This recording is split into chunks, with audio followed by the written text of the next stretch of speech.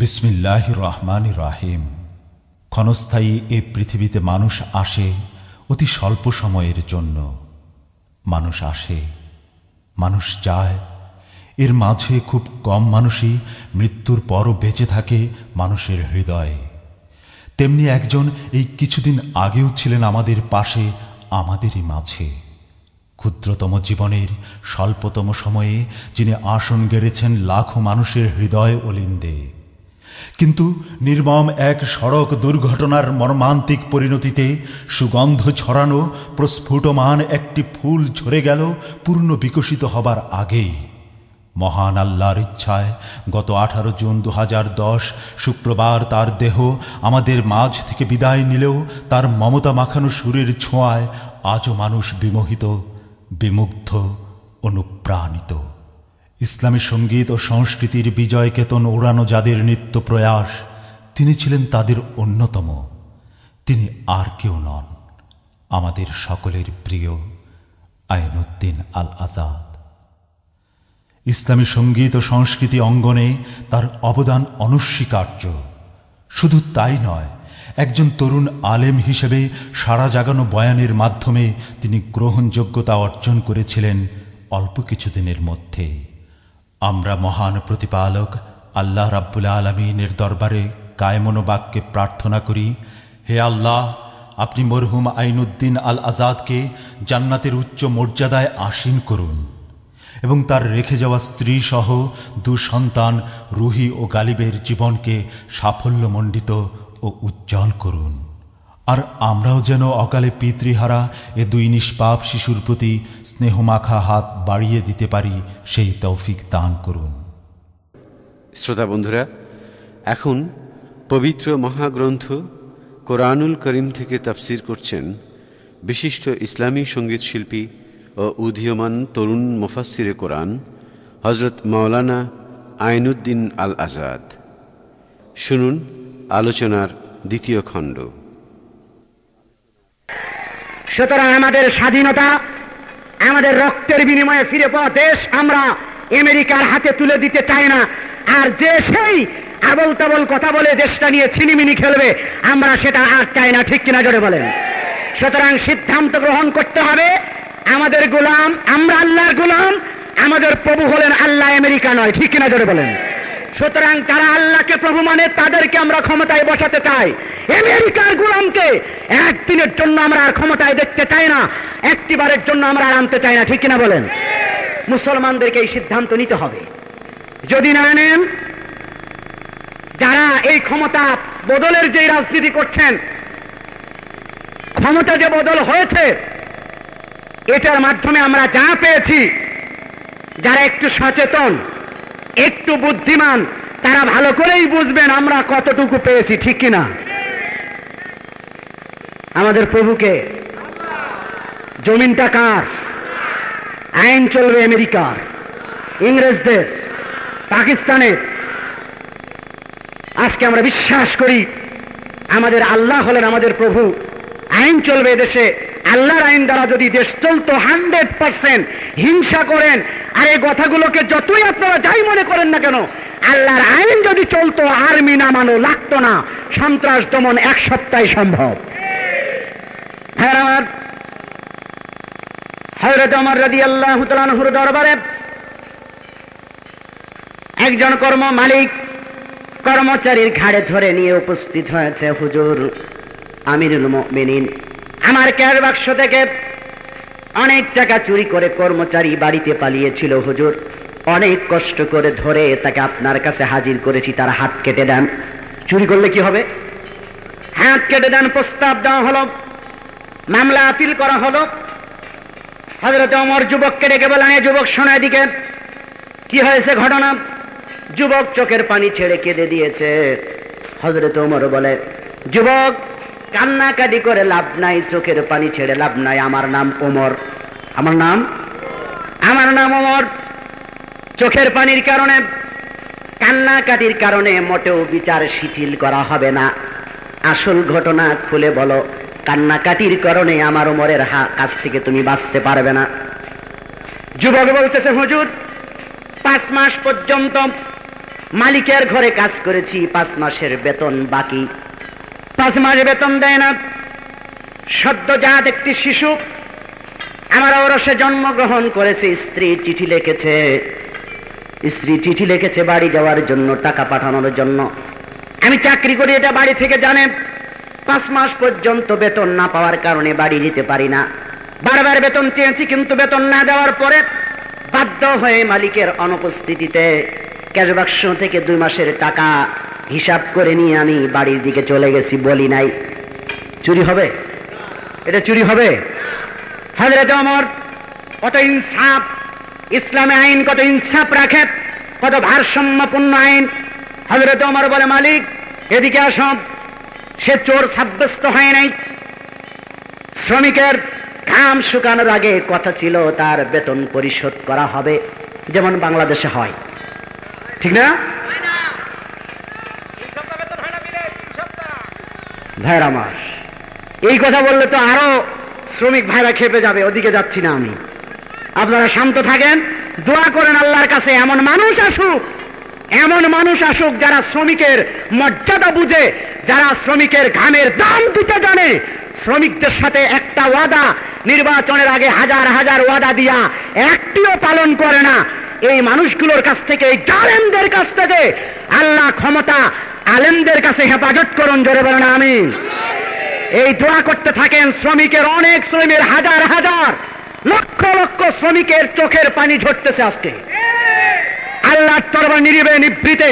শ্রমিকের একা চোখের পানি ঝরে না, শ্রমিকের স্ত্রীর চোখের পানি পড়ে যায় নামাজে, শ্রমিকের ছেলের চোখের পানি পড়ে যায় নামাজে। আল্লাহ এই জালিমদের হাত থেকে আল্লাহ তুমি আমাদেরকে হেফাজত করো, অথবা অন্য কোথাও নিয়ে যাও। এই আর্তনাদ আজকে সারা বাংলাদেশ, এই চোখের পানি ঝরতেছে। আপনারা দোয়া করেন আল্লাহ রাব্বুল আলামিন একটা বিহিত ব্যবস্থা আল্লাহ রাব্বুল আলামিন আমাদের জন্য করে দেয়। জোরে বলেন আমিন। হযরত ওমর বলেন, ইসলাম যে আইন পাশ করেছে, হাত কাটার আইন পাশ করেছে, হাত কাটতে হবে চোরের প্রমাণ হলে। কথা শুনে, ঘটনা শুনে উনি চোর প্রমাণিত হয় নাই। হযরত ওমর বললেন, চোরের হাত কাটা হবে না, চলে যাও, এক্ষুনি তাকে 5 মাসের বেতন বুঝে দাও। এরপরে যদি কখনো এই কর্মচারীর বিরুদ্ধে যদি 5 মাস বেতন বাকি থাকে, 2 মাস যদি বেতন বাকি থাকে, আর সে যদি চুরি করে, আর যদি তুমি তার বিরুদ্ধে আমার কাছে নালিশ নিয়ে আসো, তাহলে চোরের হাত কাটবো না, হাত কাটবো মালিকের। কার হাত কাটবে? মালিকের হাত কাটবে। এরপরে যদি এরকম কোন বিচার এখানে আসে, তাহলে হাত চোরের কাটা হবে না, কার কাটা হবে? মালিকের হাত কাটা হবে। হযরত আলী রাদিয়াল্লাহু তাআলা আনহু নালিশ করেছেন কাজীর দরবারে, আমার ঢাল চুরি হয়ে গেছে, ওই যে ইহুদি আমার ঢাল চুরি করেছে, দেখাই দিলেন। কাজী তখন কৈফিয়ত তলব করতেছে। আমিরুল মুমিনিন হযরত আলী, শেরে খুদা আলী, ইহুদি আপনার ঢাল চুরি করেছে, তার প্রমাণ কি? সাক্ষী আছে কোনো? হযরত আলী বলে, হ্যাঁ সাক্ষী আছে। আমার ছেলে হুসাইন এবং আমার আজাদ করা গোলাম, 2 জন পুরুষ সাক্ষী লাগে, আমার 2 জন সাক্ষী আছে। কাজী একজন সাধারণ বেতনভুক্ত কাজী, অর্ধ জাহানের খলিফা, অর্ধ জাহানের প্রেসিডেন্ট। তার সামনে দাঁড়ায়া কাজী বলতেছে, আসামির পক্ষে তার ছেলে এবং তার আজাদ করা গোলামের সাক্ষী ইসলাম গ্রহণযোগ্য করে না। কত বড় পাওয়ার বিচারকদেরকে দেওয়া হয়েছিল। ইসলামী আইন কত ইনসাফপূর্ণ। একটা সামান্য বেতনভুক্ত কাজী, সেও তার প্রেসিডেন্টের বিরুদ্ধে কৈফিয়ত তলব করতে পারে। সাক্ষী আছে, মামলা নিয়ে আসছেন। সাক্ষী যদিও বা হলো, সাক্ষীও নাকচ করে দিল। এটা ইসলামের খাতায় পড়ে, কারণ নিজের ছেলে আর আজাদ করা গোলাম ইসলামের সাক্ষীর জন্য উপযুক্ত নয়। আপনার মামলা ঢিসমিস, এটার পক্ষে কোনো রায় হবে না। ইহুদি দাঁড়ায় গেল, হুজুর মাফ করবেন, গুস্তাখি, ঢাল আমি চুরি করেছি, সত্য কথা, মিথ্যা বলেছিলাম। আজকে আমি স্বীকার গেলাম এই কারণে, যেই ধর্মের মধ্যে এরকম ইনসাফ আছে, এরকম জবাবদিহিতা আছে, সামান্য কাজী আমিরুল মুমিনিনকে, অর্ধ জাহানের প্রেসিডেন্টকে কৈফিয়ত তলব করতে পারে। উপযুক্ত কৈফিয়ত যদি না দিতে পারে, নাকাজ করে দেওয়ার ক্ষমতা সাধারণ একজন কাজীর যেই ধর্মের মধ্যে আছে, এর চেয়ে ইনসাফপূর্ণ আইন, এর চেয়ে সুন্দর ধর্ম পৃথিবীতে আর একটিও হতে পারে না। আর দেরি নয়, এই যে আপনার ঢাল আমি দিয়ে দিলাম, আমি ইহুদি ছিলাম, আমার জীবনের গুনার জন্য আমি আজকে তওবা করলাম, আমাকে হাতে হাত ধরে পড়ায় দেন লা ইলাহা ইল্লাল্লাহু মুহাম্মাদুর রাসূলুল্লাহ সাল্লাল্লাহু আলাইহি ওয়াসাল্লাম। এরকম জবাবদিহিতা যদি থাকতো আর্মি নামানো লাগতো? এমনি এমনি গোটা বাংলাদেশ আল্লাহর জান্নাতের টুকরা হয়ে যেত, ঠিক কিনা জোরে বলেন? গোলামি করতে হবে কার? বিচারকরা গোলামি করবে কার? ওসিডিসিরা গোলামি করবে কার? মন্ত্রী পরিষদ এমপিরা গোলামি করবে কার? সকলেই যদি আল্লাহর গোলামি করতাম তাহলে আমেরিকার কাছে হাত পাততে হতো না। জায়নামাজে বসে তাহাজ্জুদের সময় জায়নামাজের পাটিতে বসে যদি প্রধানমন্ত্রী হাত তুলতেন, মন্ত্রী পরিষদ যদি যার যার ঘরে বসে ঘুম হারাম করে দিয়ে, আল্লাহ দেশটা অত্যন্ত বিশৃঙ্খলাপূর্ণ দেশ, দুর্ভিক্ষে ছেয়ে গেছে নানা দিক থেকে, ইহুদি খ্রিস্টানরা দেশটাকে কালো তালিকাভুক্ত করতেছে, আল্লাহ দেশটার অবস্থা অত্যন্ত খারাপ, দেশের আকাশে মেঘ জমেছে, মেহেরবানি করে আল্লাহ, আমাদের যোগ্যতা নাই, যেমন ভাবে দেশ চালানোর কথা ছিল সেভাবে আমরা চালাতে পারি নাই, আল্লাহ মেহেরবানি করে আমাদের দেশের উপরে তুমি শান্তি বর্ষণ করে দাও। মন্ত্রীরা যদি জায়নামাজের পাটিতে বসে আল্লাহর দরবারে চোখের পানি ছেড়ে এভাবে যদি কথা বলতেন, এভাবে যদি আল্লাহর কাছে চাইতেন, ওই ওয়াদা অনুযায়ী নামাজের মধ্যে বলেছিল আল্লাহ তোমার গোলামি করি, তোমার দাসত্ব করি, আর চাইতে হলে তোমার কাছে চাই। দেখো আল্লাহ, আমেরিকার কাছে চাইতে পারতাম, চাই নাই, ব্রিটেনের কাছে চাইতে পারতাম, চাই নাই, জাপানের কাছে চাইতে পারতাম, চাই নাই, আল্লাহ বন্যা দিয়েছো তুমি, ত্রাণ দেবে তুমি, আল্লাহ দুর্ভিক্ষ দিয়েছো তুমি, সমাধান করবে তুমি, অভাব দিয়েছো তুমি, সমাধান করবে তুমি, আল্লাহ মেহেরবানি করে আমার দেশটার উপরে তুমি রহমত নাজিল করে দাও। এরকম যদি মন্ত্রী পরিষদ এমপিরা যদি যার যার এলাকার জন্য, ডিসি সাহেব যদি তার জেলার জন্য, যার যার সেক্টরে একজন পরিবারের গার্জিয়ান যদি তার পরিবারের জন্য এভাবে কামতো, আল্লাহ বুঝি না আমি, আমার পরিবারে 10 জন সদস্য দিয়েছো, খাওয়াবে তুমি, তোমার কাছে হাত পাতলাম, ইচ্ছা হলে ফিরাইয়া দাও, ইচ্ছা হলে না খাইয়া রাখো, আমি মানুষের গোলামি করতে পারবো না, আমি তোমার গোলাম, চাইতে হলে তোমার কাছে চাইবো, তাই তোমার কাছে হাত পেতেছি, আমি কোথাও চাইতে পারবো না। আল্লাহ বুঝি দিতে পারতেন না? আল্লাহ দিতে পারতেন না? আগে পারতেন। অনেকে মনে করেন আল্লাহর আগে যে স্পিড ছিল, যেই সার্ভিস ফেরেশতারা দিয়েছে, আল্লাহ বদরে মদদ দিয়েছে, উহুদে মদদ দিয়েছে, খন্দকে মদদ দিতে দিতে দিতে দিতে আল্লাহর মদতও কিছুটা শর্ট, আর ফেরেশতারাও বিভিন্ন ময়দানে লড়াই করতে করতে কিছুটা টায়ার্ড, সুতরাং এখন আর আল্লাহর সেই সার্ভিস দেওয়া সম্ভব হয় আমার। আল্লাহ এখনো সেরকম আছেন কিনা? আরো জোরে বলেন আছেন কিনা? আল্লাহ সেরকম আছেন, আল্লাহ এখনো পারেন বাংলাদেশের 55,000 বর্গ মাইলের মধ্যে যে মানুষগুলো আছে, এই মানুষগুলোকে আল্লাহ খাওয়ায় রাখতে। সুন্দরবনের মানুষগুলোকে কে খাওয়ায়? খালেদা, হাসিনা, এরশাদ, বুশ, টনি ব্লেয়ার। সমুদ্রের ভিতরে তিমি মাছগুলা, এগুলোরে খাওয়ায় কে? এরা কেউ খাবার দেওয়ার আসে কেউ? দেশের চালানোর জন্য, দেশের মানুষকে খাওয়ানোর জন্য এত টেনশন দেশের মন্ত্রী এমপিদের, কোথা থেকে টাকা হাওলাত করবে, কোথা থেকে টাকা ম্যানেজ করবে, প্রয়োজনে রক্ত, জীবন, গোলামি, সেজদা সব দেবে, তারপরেও দেশের জন্য ওনারা সাহায্য সহানুভূতি আনতে পাগল হয়ে গেছেন, কারো মাথায় একটা চুলও নাই। আছে না? নাই এরকম এত টেনশন তো মানুষেরও নয়, খাওয়ানোর চিন্তা কার?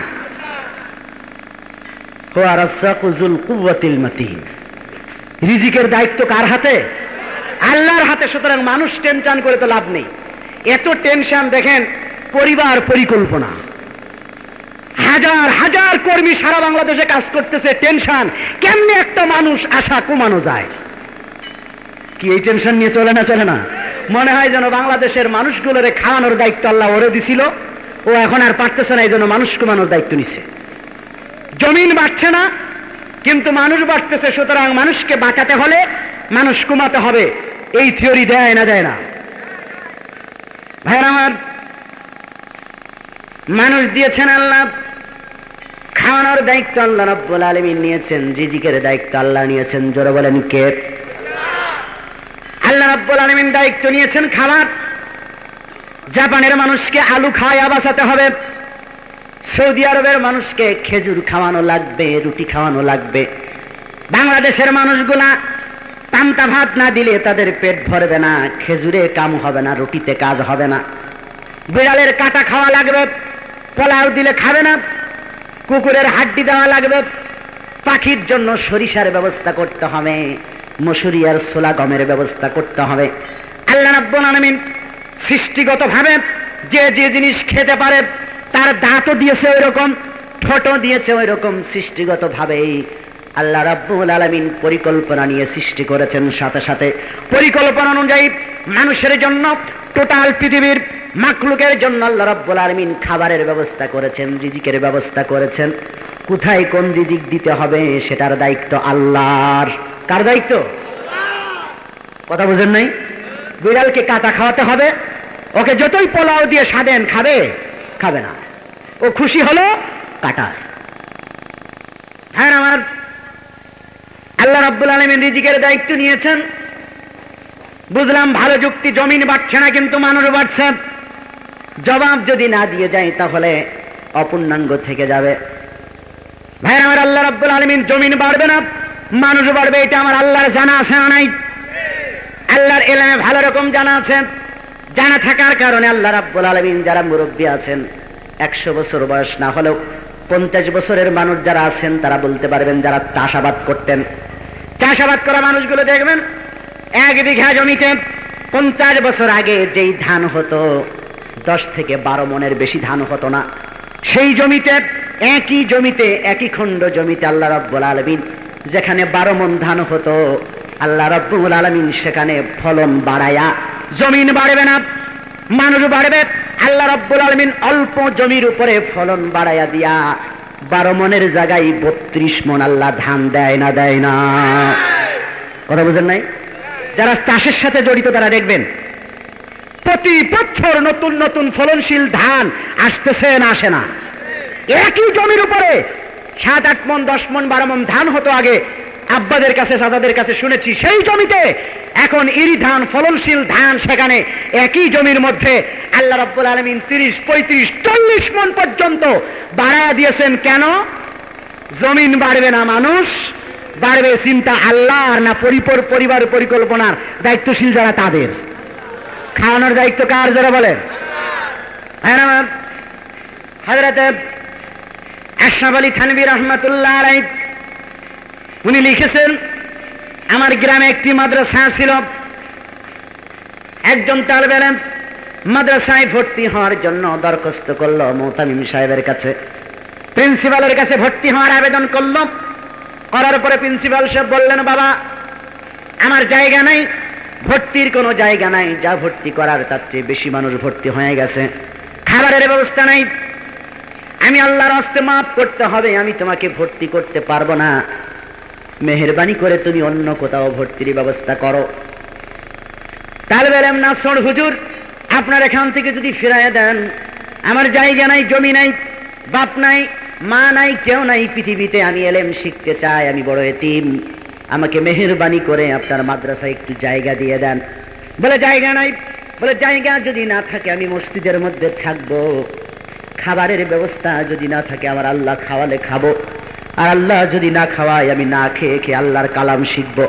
হুজুর আমাকে অনুমতি দিয়ে দেন। অনুমতি দিল ভর্তির।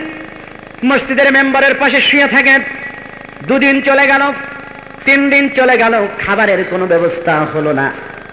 মাদ্রাসায় অত্যন্ত সংকুলান হলো না, খাবারের ব্যবস্থা হলো না। মুতামিম সাহেব দোয়া করতেছেন আল্লাহর কাছে। 3 দিন পরে ক্ষুধার যন্ত্রণায় কাতর হয়ে তালেবে ইলম আল্লাহর দরবারে দুহাত পেতেছে, আল্লাহ তোমার দরবারে খাবারের কোনো ব্যবস্থা কি একটি মানুষের জন্য নাই? একটি তালেবে ইলমের জন্য, একটি গরিব গুনাহগার এতিমের জন্য একটি 1 লুকমা খাবারের ব্যবস্থা কি তোমার দরবারে এতটাই কি অভাব হয়ে গেল? একজন তালেবে ইলমের খাবারের ব্যবস্থা কি তুমি করতে পারবে না? এমনি করে না খেয়ে কি আমাকে মারা যেতে হবে? আল্লাহর কাছে এভাবে কান্নাকাটির দোয়া করলেন। দোয়া করার পরে আরশে আজিমের ফাইলে কবুল হয়ে গেল, সিগনেচার হয়ে গেল। খাওয়ানোর ব্যবস্থার দায়িত্ব আল্লাহ নিলেন। কে নিলেন? আল্লাহ নিলেন। পরের দিন সকালবেলা ফজরের নামাজের পর ওই গ্রামে মাইকে এলান হয়ে গেল, আমাদের গ্রামের রফিকুল ইসলাম সাহেব ইন্তেকাল করেছেন।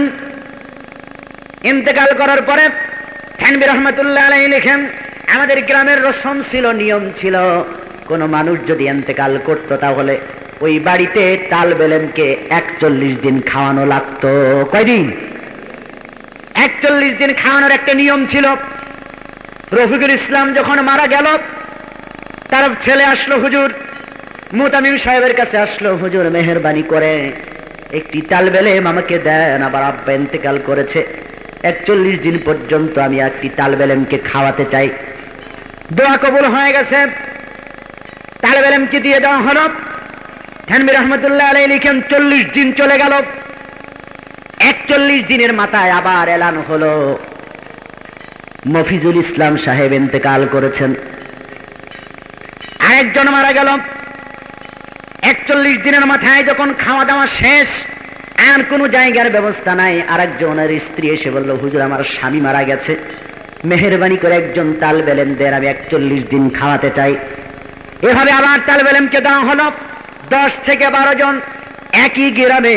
41 দিনের মাথায় যখন আস্তে আস্তে করে একজন করে মরা শুরু হয়ে গেল, মুতামিম সাহেব বুজুর্গ মানুষ ছিলেন, গ্রামের মানুষদেরকে ডাকলেন, বললেন তোমরা আসো, এই তালবে ইলমের খাওয়ার দায়িত্ব আল্লাহ রাব্বুল আলামিন নিয়েছেন, সুতরাং তার খাবারের ব্যবস্থা যদি তোমরা সকলে মিলে না করো, 41 দিন যাবে একটি মানুষ মারা যাবে, আবার 41 দিন যাবে আরেকজন মারা যাবে, টোটাল গ্রামের মানুষ উজাড় হয়ে যাবে, শেষ হয়ে যাবে। আল্লাহ রাব্বুল আলামিন তাকে খাওয়ানোর ওয়াদা দিয়েছেন। মাইরে হলেও খাওয়াবে। খাওয়াইছে না খাওয়াই নাই?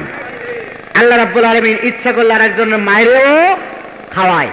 আমাদের দেশে একটা কথা আছে, যারে আল্লাহ খাওয়ায় তারে কি দিয়ে? জুতা দিয়ে পিটিয়ে খাওয়ায়। খাওয়ায় কিনা?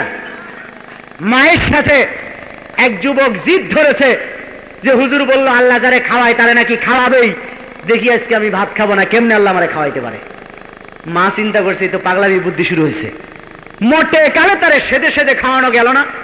পরে শেষ পর্যন্ত মায়ের উৎপাতে বাড়ি ছেড়ে যে এক মাঠের মধ্যে গাছে উঠে বসে আছে, তা আমি খাবো না, দেখি আল্লাহ আমারে কেমনে খাওয়াতে পারে। খাবারের ধারে কাছেও থাকবো না, অনেক দূর চলে গেছে।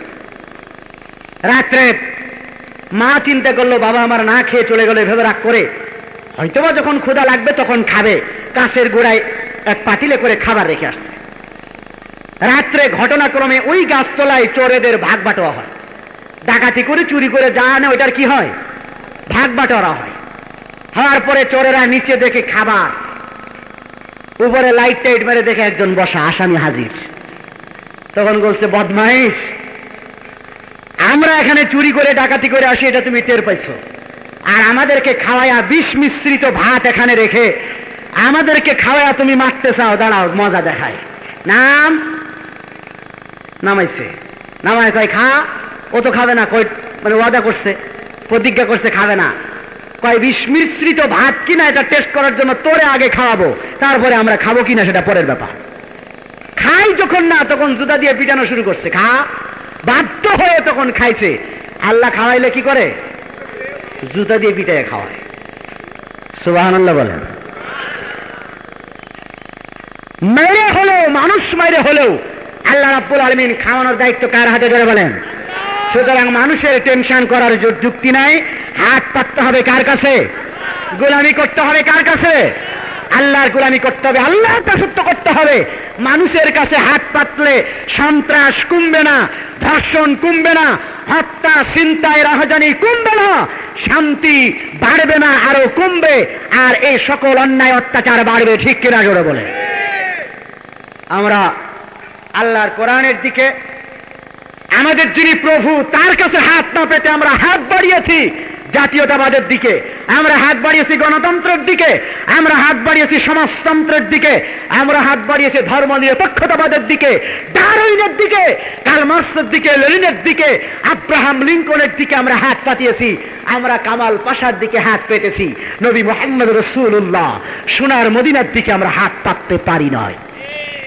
যতদিন পর্যন্ত Russia, America, Japan Karl Marx, Lenin, Abraham লিঙ্কনের পথ থেকে সরে এসে আল্লাহর দ্বীনের পথে আকাশের দিকে সোনার মদিনার দিকে যতক্ষণ পর্যন্ত হাত বাড়াতে না পারবো, শান্তি, বারবার সরকার পরিবর্তন করবেন, শান্তি আসবে সম্ভব নয়। এটা শান্তির মালিককে আমার আল্লাহ রাব্বুল আলামিনের গোলামি করতে হবে, এক নম্বর কথা। দুই নম্বর কথা হলো আস্তানিবুত তাগুত, তাগুতকে পরহেজ করে চলতে হবে। তাগুতের কাছেও যাওয়া যাবে না, তাগুতের সাথে মেলামেশা করা যাবে না, তাগুতকে মেনে নেওয়া যাবে না। তাগুত কি? তাগুত কি এক কথাই বুঝেন, বিস্তারিত ব্যাখ্যা দেওয়ার সময় হবে না, প্রায় শেষ পর্যায়ে চলে এসেছি, ঠিক না? বিস্তারিত ব্যাখ্যা দেওয়া যাবে না। তাগুত মানে এক কথাই বুঝেন, ইসলাম ছাড়া পৃথিবীতে আর যা আছে সব তাগুত। কথা বুঝেন নাই? গণতন্ত্র, এইটা যদি অনেকে আমাদের বাংলাদেশের মানুষেরা মনে করে গণতন্ত্র যদি আরশে আজিম থেকে নাও আসে, তবে সিদরাতুল মুনতাহা থেকে এসেছে, ঠিক না?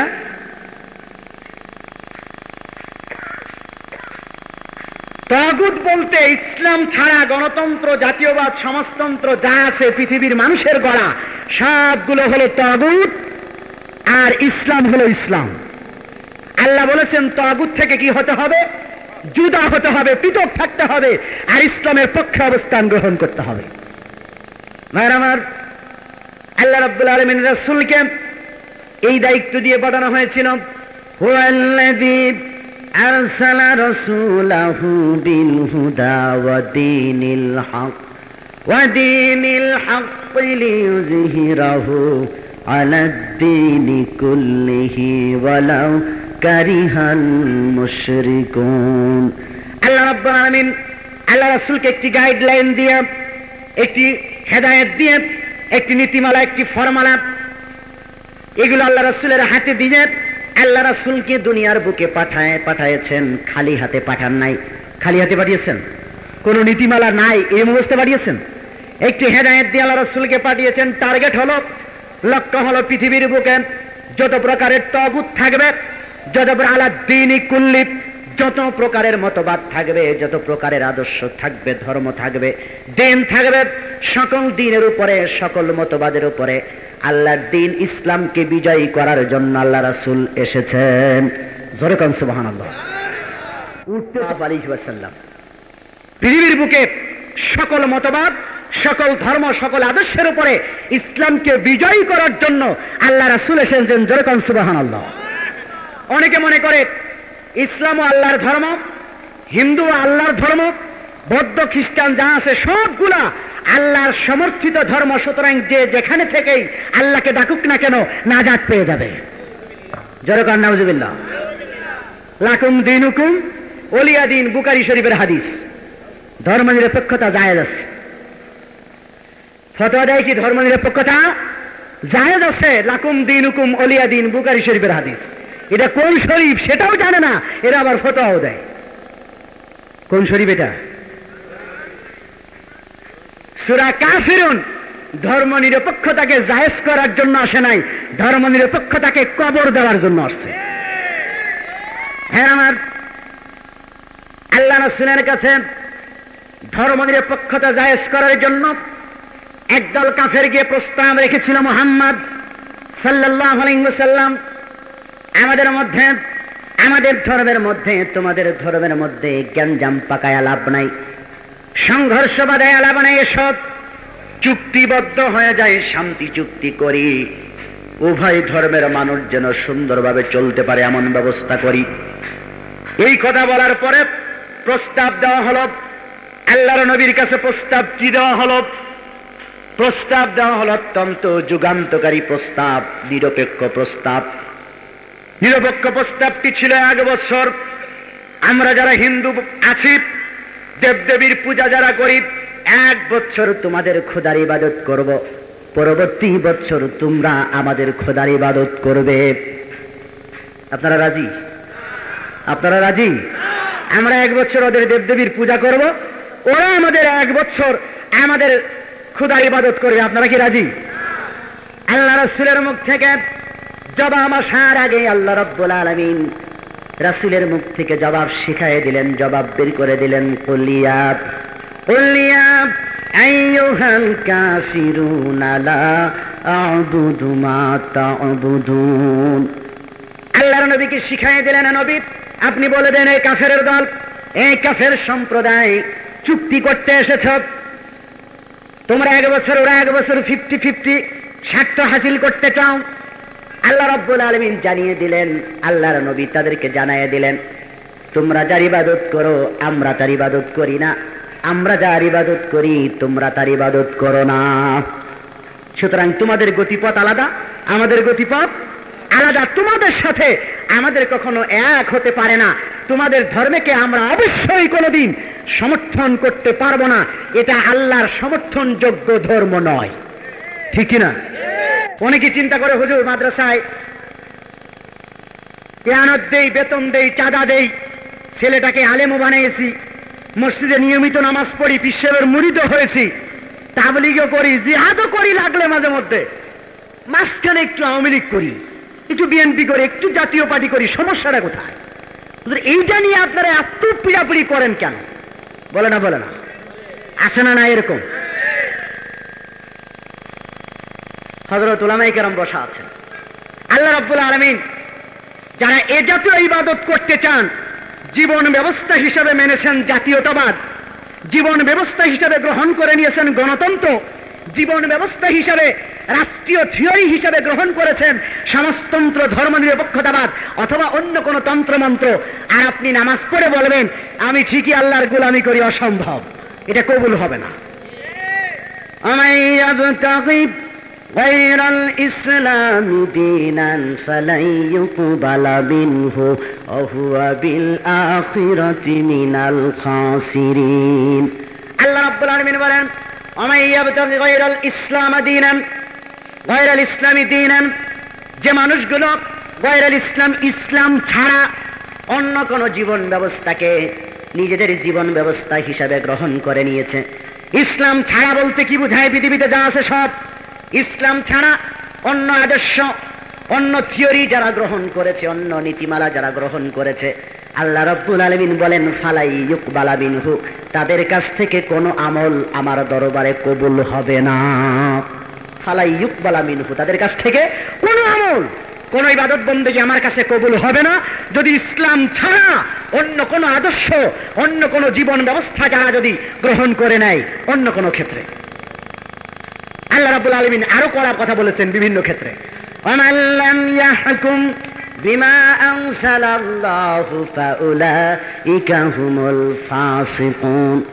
আল্লাহ রাব্বুল আলামিন প্রথম স্তরে বললেন, যে মানুষগুলো আমার দেওয়া জীবন বিধান, আমার দেওয়া কর্মসূচি, আমার দেওয়া ডিরেকশন, আমার দেওয়া আইন অনুযায়ী যারা রাষ্ট্র পরিচালনা করে না, যারা হুকুমত পরিচালনা করে না, তারা হলো ফাসিক। তারা কি? আল্লাহ রাব্বুল আলামিন আরেকটু স্তর বাড়ায় বললেন, ওয়ামান লাম ইয়াহকুম বিমা আনজালাল্লাহু ফাউলাইকা হুমুজ জালিমুন। আল্লাহ রাব্বুল আলামিন বললেন, হুকুমত যারা আমার থিওরি অনুযায়ী পরিচালনা করে না, ওই মানুষগুলো আমি রাব্বুল আলামিনের কাছে হলো জালেম। কে ফতোয়া দিচ্ছেন? আল্লাহ। মুফতি আবুল কাসেম সাহেব, উনার ফতোয়া নয়, আল্লাহর ফতোয়া। জোরে কোন সুবহানাল্লাহ। ওয়ামান লাম ইয়াহকুম বিমা আনজালাল্লাহু ফাউলাইকা হুমুল কাফিরুন।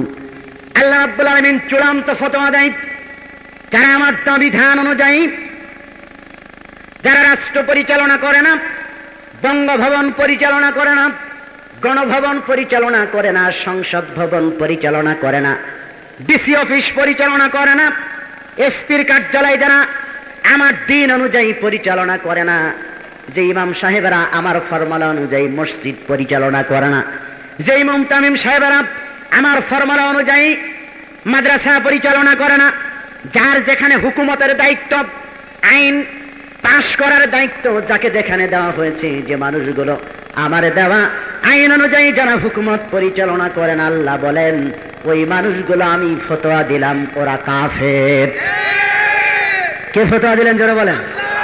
পর্যায়ক্রমে কোন কোন সময় ফাসেক থাকে, কখনো কখনো জালেম হয়ে যায়, কখনো কখনো চূড়ান্ত পর্যায়ে ইনকার করলে, আল্লাহর আইনকে অস্বীকার করলে তারা কুফরিতে পরিণত হয়ে যায়, কাফের হয়ে যায়।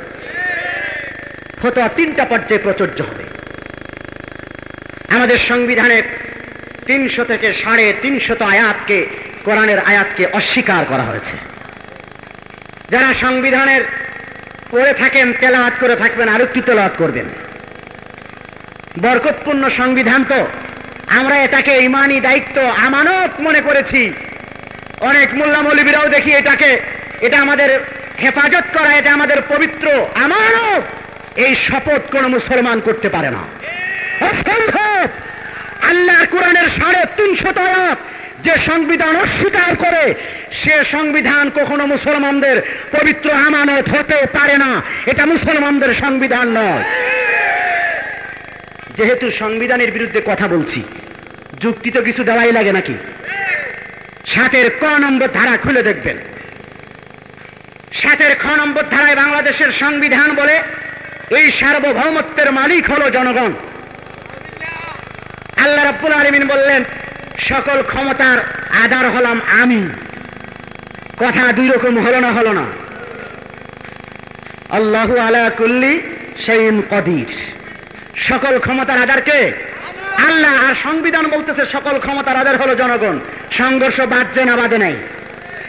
এই সংঘর্ষ বাঁধার কারণে আপনি আর আমি যেন সংবিধানের বিরুদ্ধে কথা বলতে না পারি, সেই মুখ বন্ধ করার জন্য 7 খ নম্বর ধারায় সংবিধান বলতেছে, এই সংবিধানের সাথে যদি অন্য কোনো সংবিধান, অন্য কোনো আইন গ্রন্থ, অন্য কোনো নীতিমালা যদি সাংঘর্ষিক হয়, যদি বৈপরীত্য দেখা যায়, বাংলাদেশের সংবিধান সেই গ্রন্থকে, সেই সংবিধানকে বাতিল বলে ঘোষণা করে। এখন বুঝেন, কোরআনও বাতিল। কোরআনও যদি বাংলাদেশের সংবিধানের সাথে সাংঘর্ষিক হয়, 7 খ নম্বর ধারা অনুযায়ী কোরআনকেও বাংলাদেশের সংবিধান বাতিল বলে ঘোষণা করে। বাংলাদেশের সংবিধানের সাথে কোরআনের সংঘর্ষ আছে না নাই? 350 জায়গায় আছে। আল্লাহ বলেছে মদ হারাম, ঠিক কিনা? বাংলাদেশের সংবিধান অনুযায়ী বিভিন্ন মোড়ে মোড়ে মদের লাইসেন্স দেওয়ার মাধ্যমে বাংলাদেশে মদকে হালাল করা হয়েছে। সংঘর্ষ বাঁধছে না বাঁধে নাই? আল্লাহ বলেছেন সুদ হারাম। আর বাংলাদেশের সংবিধানের আইন অনুযায়ী ব্যাংকিং ব্যবস্থা, অর্থনৈতিক ব্যবস্থা সুদ ভিত্তিক করার মাধ্যমে সুদকে বাংলাদেশে বৈধ করা হয়েছে, হালাল করা হয়েছে। সংঘর্ষ বাঁধছে না বাঁধে নাই? আল্লাহ বলেছে জিনা হারাম। পতিতালয়ের লাইসেন্স দেওয়ার মাধ্যমে, বেশ্যাবৃত্তির লাইসেন্স দেওয়ার মাধ্যমে বাংলাদেশের সংবিধান যদি লাইসেন্স থাকে কোনো পতিতার, তাহলে তার সাথে মেলামেশা করা, অথবা উভয়ে যদি সম্মতি থাকে, অসুবিধা নাই। জিনাকে বাংলাদেশের আইন দ্বারা হালাল করা হয়েছে, আর আমার আল্লাহ হারাম করেছেন। হাজার, এরকম 350 জায়গায় কোরআনের সাথে সংবিধানের বৈপরীত্য আর সংঘর্ষ লেগে আছে। সুতরাং এটা কোনো মুসলমানের পবিত্র আমানত হতে পারে না, ঠিক কিনা জোরে বলেন? এটার পক্ষে কোনো মুসলমান থাকতে পারে না, বরং এটার বিপক্ষে সকল মুসলমানকে ঐক্যবদ্ধভাবে ওঠা দরকার। যদি এটা রেখে দেন, তাহলে আপনারা বিশ্বাস করেন আল্লাহর আইন দ্বারা বাংলাদেশ চলে না। সে কারণেই ইংরেজদের রেখে যাওয়া, ইংরেজদের প্রবর্তিত ডক্টর কামালের মতো আধা নাস্তিকের হাতের লেখা একটি সংবিধান দিয়া আমার বাংলাদেশ চালাতে হয়। কারণ আল্লাহর কোরআন দ্বারা বাংলাদেশ এখন চালানো সম্ভব নয়। যারা চান তারা এটাই বিশ্বাস করেছেন, আমি মনে করব, ঠিক কিনা? যদি মনে করেন এই বিশ্বাস এখনো থাকে যে না, কোরআন হাদিস দ্বারা বাংলাদেশ চালানো সম্ভব, তাহলে এই কুফরি সংবিধানকে পবিত্র আমানত বলতে পারতেন না। ভাই আমার, আল্লাহ রাব্বুল আলামিন গোলামির জন্য আমাকে পাঠালেন, আপনাকে পাঠালেন, আল্লাহ রাসূলকে পাঠালেন সকল তাগুতের উপরে সকল মতাদর্শের উপরে, সকল দ্বীনের উপরে বিজয়ী করার জন্য আল্লাহ রাসূল চেষ্টা করেছেন। আল্লাহ রাসূলের জিন্দেগি তো আর এখন বলা যাবে না। যেখানে যেই ট্যাবলেট প্রয়োজন, যার পায়ে ধরা প্রয়োজন পায়ে ধরেছেন, যার পিঠে হাত বোলানো দরকার তার পিঠে হাত বুলিয়েছেন, যার চড় মারার পরে আরেকজনের হাত ডলে দেওয়া এটাও রাসূল করেছেন না করেন নাই? আবার যেই জায়গায় তরবারি ধরে, বাঁশের লাঠি হাতে নিয়ে, গজারি হাতে নিয়ে দাঁড়াতে হবে, এরকম দুই এক জায়গা আছে না নাই? কি রাসূলের জিন্দেগিতে এরকম দু এক জায়গা আছে না নাই? 27টি যুদ্ধে আল্লাহ রাসূল সেনাপতি সেজে তরবারি হাতে নিয়ে যুদ্ধ করেছেন। চিৎকার করে বলেন সুবহানাল্লাহ। সুতরাং আল্লাহ রাসূলের পূর্ণাঙ্গ জিন্দেগির অনুসরণকারী প্রমাণ করতে হলে গায়ে হাত বোলানো লাগবে, হাত পাও ধরা লাগবে। হাত পায়ে ধরে যদি কাজ না হয় তাহলে গজারিও হাতে নিতে হবে। ঠিক কিনা জোরে বলেন?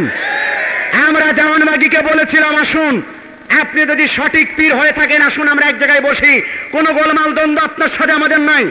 আপনি আমাদের মুরিদ নিয়ে ভাগিয়ে নিচ্ছেন তাও নয়, আসুন আমরা একসাথে মিউচুয়াল করে নেই। আপনার ভিতরে ভুল থাকলে আপনি ভালো হয়ে যান। দেওয়ানবাগী ঘাড় কাত করেছিল, বাধ্য হয়েছি গজারি হাতে নিতে। ঠিক কিনা? মুসলমানদের নিয়ম এটা। মুসলমানের মেসাল দিয়েছেন আল্লাহ রাসূল খেজুর গাছের মতো। কি আবার চিন্তা করেন না, যেটা দামি গাছের সাথে তুলনা দিতে পারলো না আল্লাহ রাসূল আমাদেরকে। খেজুর গাছের শিকড় বাইটে খাওয়াইলে অনেক রোগ ভালো হয়ে যায়। খেজুর গাছের এই যে বড় লগ যেটা, এটা দিয়ে ঘরের আড়া হয়, অনেক কিছু কাঠও বানানো যায়, খুঁটিও বানানো যায়। ঠিক না? খেজুর পাকলে মিষ্টি লাগে, খেজুরের পাতা দিয়ে পাটি বানানো যায়, জায়নামাজ বানানো যায়, যায় না যায় না? এইভাবে করে খেজুরের একটি জিনিসও ফেলে দেওয়ার মতো নয়। আল্লাহ রাব্বুল আলামিন খেজুর গাছের মতো কাঁটা দিয়েছেন, সম্ভবত এইটা অকেজো কাঁটা দিয়েছেন। এই জন্য খেজুর যখন পাকবে তখনই খাবে, তার আগে যদি হাত দিতে আসো খবর খারাপ আছে। ঠিকই না? মুসলমানদেরকে টোটাল অনুসরণ করতে হবে খেজুর গাছের মতো। মানুষের টোটাল জিন্দেগির গোটা মাখলুকের উপকারে আসবে মুসলমান। ঠিক কিনা জোরে বলেন?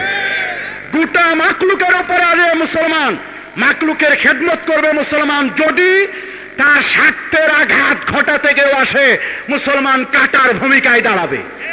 ঠিক কিনা জোরে বলেন? কাটার চরিত্র মুসলমানের ভিতরে থাকতে হবে যদি তার স্বার্থে কখনো আঘাত আনা হয়। ঠিক কিনা বলেন? আপনারা কি রাজি আছেন? কি রাজি আছেন? তো বাধা আসবে, রক্ত যাবে, জীবন যাবে। সেদিনও 8 জনকে গ্রেপ্তার করা হয়েছে দেওয়ানবাগীর বিরুদ্ধে কথা বলার কারণে। অর্ধ শতের ঊর্ধ্বে রক্ত ঝরানো হয়েছে।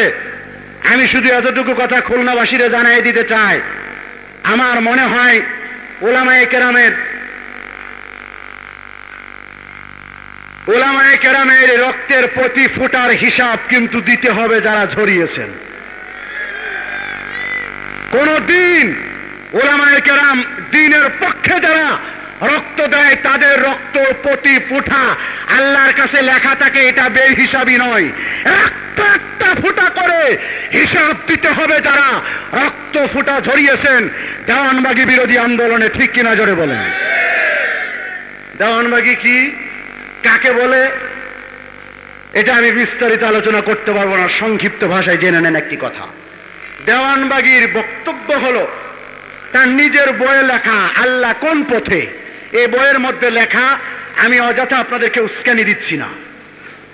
বইয়ের মধ্যে লেখা আল্লাহ রাব্বুল আলামিন নিজে স্বয়ং নামছেন, সকল আম্বিয়া কেরাম নামছেন, নামার পরে আল্লাহ নিজে স্লোগান দিচ্ছেন মাহবুবে খোদা জিন্দাবাদ, আর স্লোগানের জবাব দিচ্ছেন সকল আম্বিয়া কেরাম।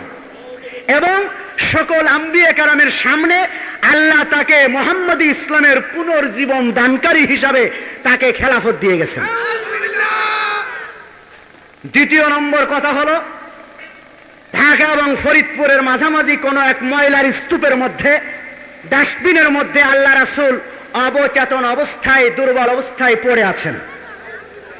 গায়ে কোনো কাপড় নাই, উলঙ্গ অবস্থায় আল্লাহ রাসূল পড়ে আছেন। শুধুমাত্র বলতেছে দেওয়ানবাগী মাহবুবে খোদা তুমি আমাকে রক্ষা করো। তখন দেওয়ানবাগী আল্লাহ রাসূলের গায়ে হাত দিলেন, হাত বোলালেন, কাপড় চলে আসলো, জান্নাতি পোশাক আসলো আল্লাহ রাসূলের গায়ে, আল্লাহ রাসূল সুস্থ হয়ে গেলেন। দেওয়ানবাগির পাওয়ার বুঝছেন তো? এই বয়ানে আর এই পাওয়ারে ইসলামী মূল্যবোধের সরকারও চিন্তা করে না দেওয়ানবাগির বিরুদ্ধে যাওয়া যাবে না। চরমনাই পিসেবারে মাইরা ভর্তা বানাই ফেলি, সব ঠিক আছে, দেওয়ানবাগির বিরুদ্ধে যাওয়া যাবে না, ঠিক কিনা?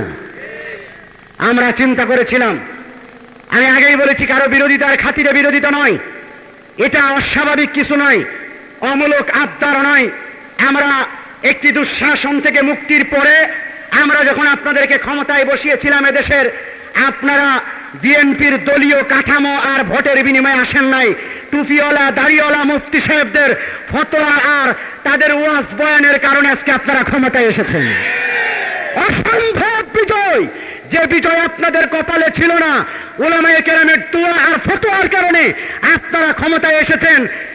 দেওয়ানবাগির বিরুদ্ধে আচরণ, দেওয়ানবাগির পক্ষে লাঠিয়াল বাহিনীর কাজ করার জন্য আপনাদেরকে ভোট দেওয়া হয় নাই। যদি ইসলামী মূল্যবোধের স্লোগান আবার কখনো দেন, তার আগে দেওয়ানবাগির সকল প্রকাশনা দেওয়ানবাগিকে বাংলার জমিন থেকে তাড়াতে হবে অথবা তার মুখ বন্ধ করতে হবে। যদি ইসলামী মূল্যবোধের স্লোগান দিতে চান, শিকা চিরন্তন নিভিয়ে ফেলতে হবে, শিকা অনির্বাণ নিভিয়ে ফেলতে হবে। যদি আপনারা ইসলামী মূল্যবোধের স্লোগান আবার কখনো দিতে চান, তাহলে হাজার হাজার মাজারে সেজদা বন্ধ করতে হবে। যদি আপনারা আবার কখনো ইসলামী মূল্যবোধের স্লোগান দিয়ে আসতে চান, ডাক্তার আজিজকে বাংলার জমিন থেকে খুঁজে বের করতে হবে। আপনারা যদি না পারেন, আমাদের হাতে তুলে দিতে হবে, বিচার কাকে বলে আমরা দেখাবো ইনশাআল্লাহ। যদি ইসলামী মূল্যবোধের কথা বলতে হয়, ইসলামের এই কাজগুলো আপনাদেরকে করতে হবে। আমরা তাফসীর মাহফিলে কেন কথা বলবো? দেওয়ানবাগির বিরুদ্ধে সংসদে আইন পাস হবে, ভণ্ডদের বিরুদ্ধে সংসদে আইন পাস হবে, গরুর ওরসের বিরুদ্ধে সংসদে আইন পাস হবে, ঠিক কিনা?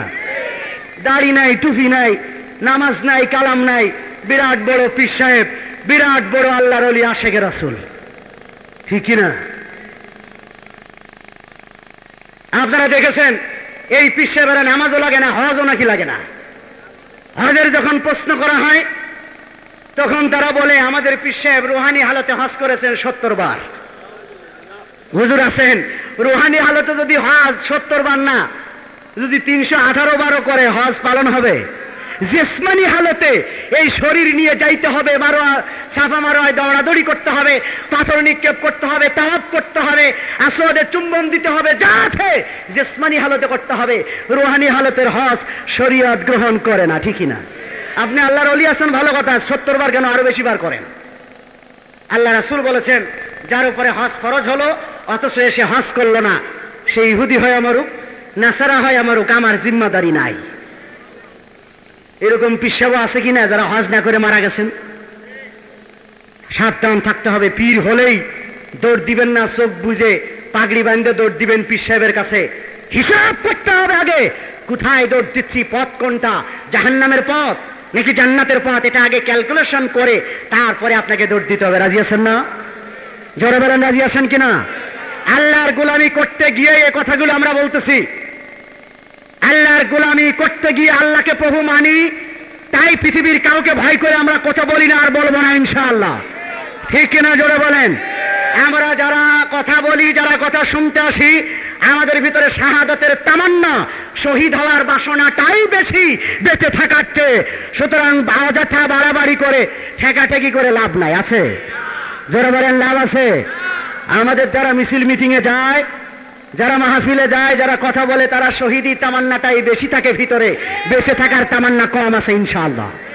ভাই আমার, শহীদ কাকে বলে? ইসলামী শাসনতন্ত্র ছাত্র আন্দোলনের ভাইরা সকলের জন্য একটি নজির আমি আপনাদের কাছে শেষ মুহূর্তে রেখে যেতে চাই। শহীদি তামান্না কাকে বলে?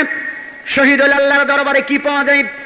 আল্লাহ রাব্বুল আলামিন আগেই ঘোষণা করেছেন, ওয়ালা তাকুলু লিমান ইউকতালু ফি সাবিলিল্লাহ, আল্লাহর রাস্তায় যারা শাহাদাত বরণ করে তাদেরকে তোমরা মৃত বলো না, তাদেরকে তোমরা মৃত লাশ বলো না, ওরা আমার কাছে তাজা। ওরা কি? পাকিস্তানের একটি মসজিদে আফগানিস্তানে যখন যুদ্ধ চলতেছিল, শহীদ জিয়াউর রহমান ফারুকী লিখেছেন ঘটনাটা। যখন যুদ্ধ চলতেছিল, পাকিস্তানের মসজিদে ইমাম সাহেব জোরসরে খুতবা দিলেন, বয়ান করলেন, ঝাঁঝালো বয়ান।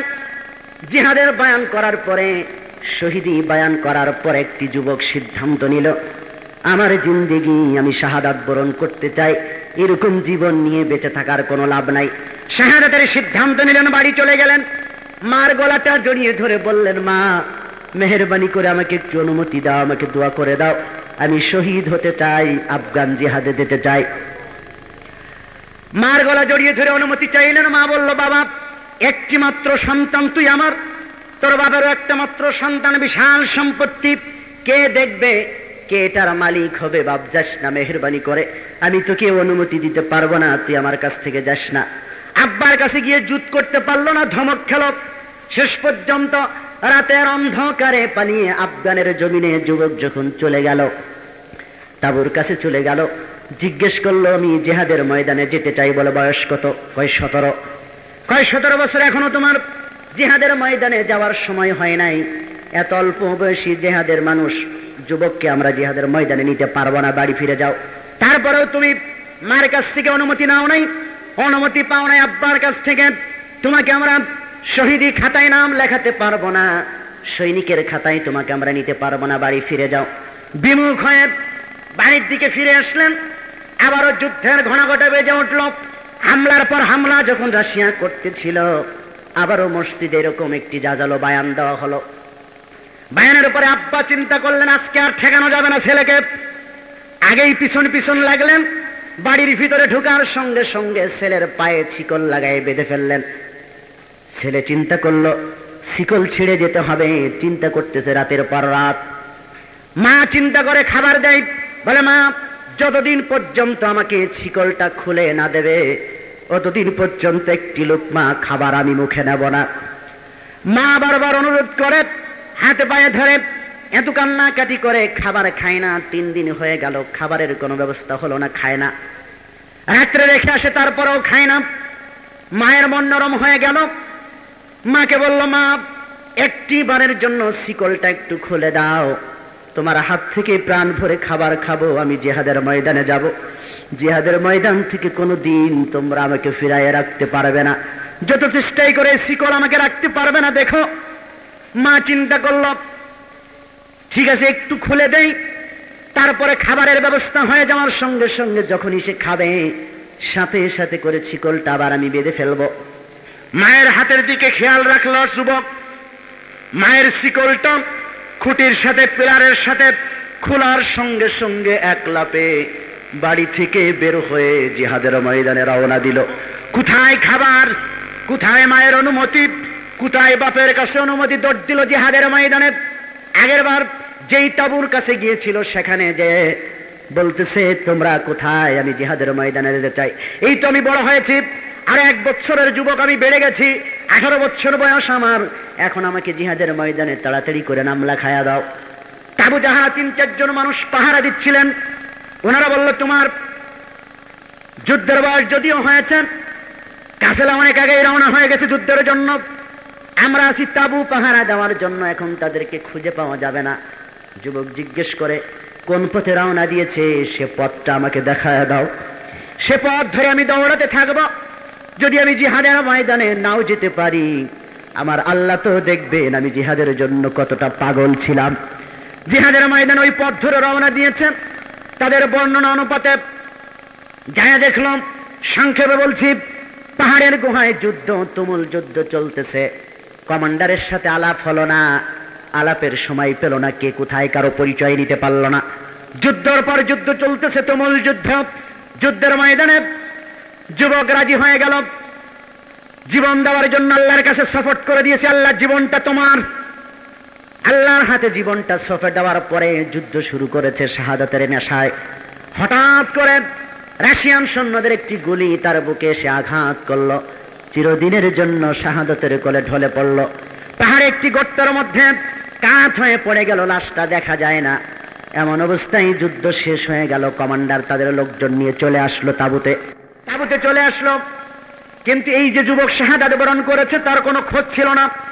কমান্ডারের হাতে কোনো হিসাবও ছিল না, লিস্টভুক্ত ছিল না। তালিকাভুক্ত না থাকার কারণে কারা শাহাদাত বরণ করেছে শহীদদের তালিকায় তার নাম উঠল না। যারা শাহাদাত বরণ করেছে কতগুলা লোক গিয়েছিল, কতগুলা ফিরে আসলো, কতগুলা শাহাদাত বরণ করলো কমান্ডারের হাতে আছে, কিন্তু পাকিস্তানি ওই যুবকের কথা তার কবরে নাই, তার লিস্টে নাই।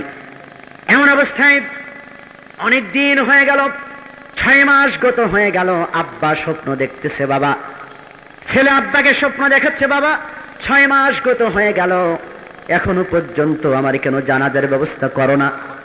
6 মাস রক্তাক্ত অবস্থায় পাহাড়ের গুহার মধ্যে পড়ে আছি অবহেলিত অবস্থায়, এখনো কেন তোমরা আমার দাফন কাফনের ব্যবস্থা করো না? প্রথম রাত্র চলে গেল, দ্বিতীয় রাত্র একই স্বপ্ন মাকে দেখানো হলো, আব্বাকে দেখানো হলো। তৃতীয় রাত্র আসলো, একই স্বপ্ন, আব্বা মা দুজনকেই দেখানো হলো। আব্বা পাগল হয়ে গেলেন, পাগলের মতো সকালবেলা দৌড় দিলেন, কোথায় আমার ছেলে পড়ে আছে? এই স্বপ্ন কখনো মিথ্যা হতে পারে না, 3 বার দেখেছি আমি, একা নয়, স্ত্রীও দেখেছে, ওর মাও দেখেছে। দৌড় দিলেন পাগলের মতো, সেই তাঁবুতে চলে গেলেন। আস্তে আস্তে খুঁজতে খুঁজতে তাঁবুতে যাওয়ার পরে জিজ্ঞেস করলেন, একটি ছেলে এসেছিল শাহাদাত বরণ করার জন্য, জিহাদের জন্য, আপনারা দেখেছেন কিনা? কেউ বলতে পারে না। লিস্ট খুঁজে দেখে ফিরে আসা সৈনিকদের মধ্যেও নাই, শাহাদাত বরণ করা সৈনিকদের মধ্যেও নাই। এমন অবস্থায় তাঁবু যারা পাহারা দিতেছিল সেই সৈনিকেরা বলল, হ্যাঁ একটি যুবককে দেখেছিলাম, সে আমাদের কাছে লিস্টের ভুক্ত না, জিহাদের ময়দানের দিকে দৌড় দিয়েছিল। বাপ বলেন, ওই মানুষগুলো বলে যুবকটার পায়ে শিকল দেখেছিলাম। বাপ বলে, হ্যাঁ বাবা, আমার বাবার পায়ে শিকল ছিল, আমি তাকে জিহাদের ময়দানে আসতে দেব না বলে শিকল বেঁধে রেখেছিলাম। শিকল ছিঁড়ে বাবা আবার জিহাদের ময়দানে রওনা দিয়েছে। যে ছেলেটার পায়ে শিকল বাঁধা অবস্থায় দেখেছো, এই ছেলেটি আমার, এই ছেলেটি কোথায় আছে আমি জানতে চাই। কমান্ডার বলে, আমাদের লিস্টে নাই, তবে সৈনিকদেরকে অর্ডার দেওয়া হলো, পাহাড়ের গুহায় গুহায় খোঁজ করে দেখো কোথায় লাশ পড়ে আছে। যদি শাহাদাত বরণ করে থাকে সে লাশ গলে যেতে পারে না, নষ্ট হতে পারে না। খুঁজতে খুঁজতে খুঁজতে খুঁজতে অনেক সময় পরে পাহাড়ের একটি গর্তের ভিতরে দেখা গেল উপর হয়ে লাশটা পড়ে আছে, কোনো ক্ষত বিক্ষত হয় নাই, পচে নাই, গলে নাই, নতুন পোশাকগুলো নষ্ট হয় নাই। গায়ে হাত দেওয়ার সঙ্গে সঙ্গে বুকের যেখানে গুলি লেগেছিল ফিনকি দিয়ে সেখান থেকে রক্ত ছোটা আরম্ভ হয়ে গেছে, রক্তাক্ত হয়ে গেল সারা পাহাড়ের গুহা।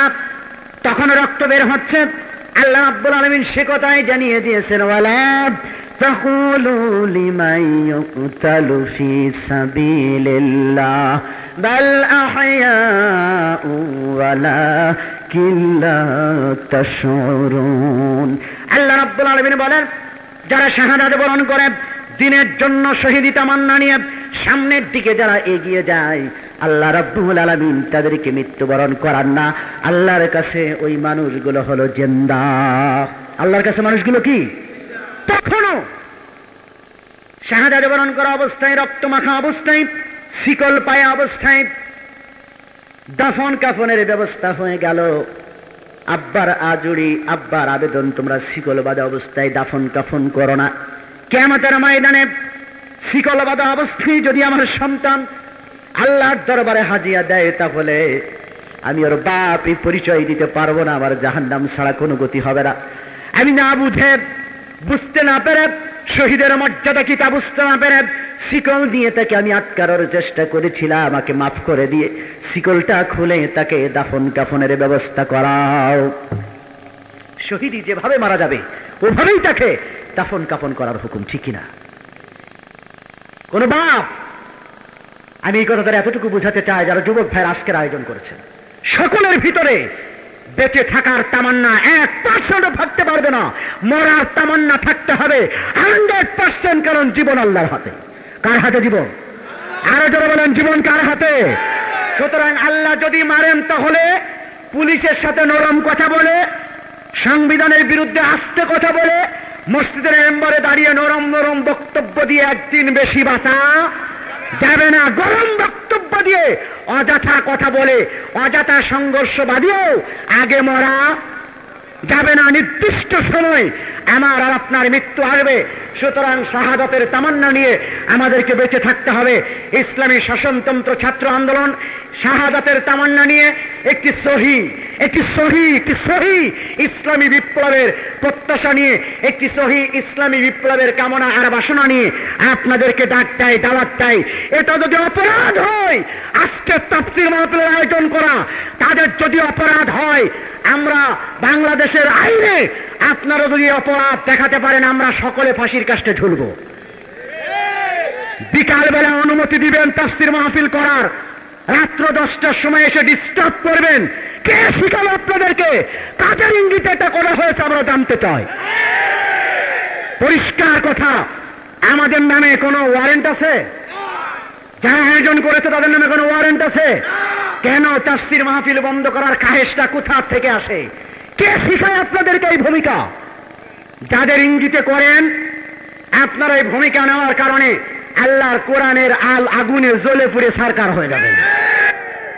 সুপ্রিয় শ্রোতা, অ্যালবামটির ব্যবস্থাপনায় ছিলেন মোস্তফা কামাল, ধারা বর্ণনায় ছিলাম আমি শাহ ইফতেখার তারিক, প্রযোজনা ও পরিবেশনা করেছে প্রত্যয় প্রোডাক্টস, পুরানা পল্টন, ঢাকা। আল্লাহ হাফেজ।